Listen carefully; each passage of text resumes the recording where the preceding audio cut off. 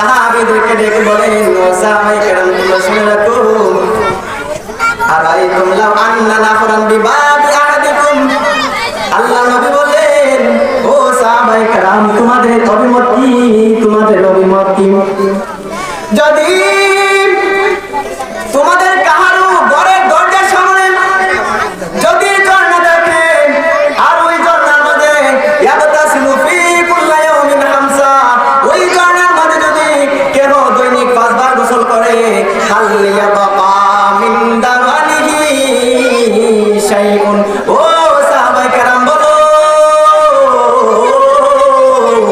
যদি কেহ ওই ঝর্ণার মধ্যে দৈনিক 5 বার গোসল করে গো, তার আমলনামার মধ্যে শরীরের মাঝে কি কোনো ময়লা থাকতে পারে? আপনারা বলেন তো, যে ব্যক্তি 5 বার গোসল করে ওই ব্যক্তির শরীরের মাঝে কি কোনো ময়লা থাকতে পারে? না।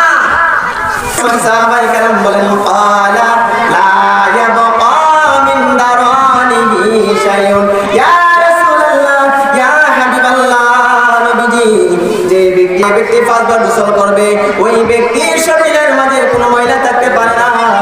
ওই সময় আমার নবী ডেকে বলেন, সাহাবায়ে কেরাম রে, তাই তোমরা শোনো, যে ব্যক্তি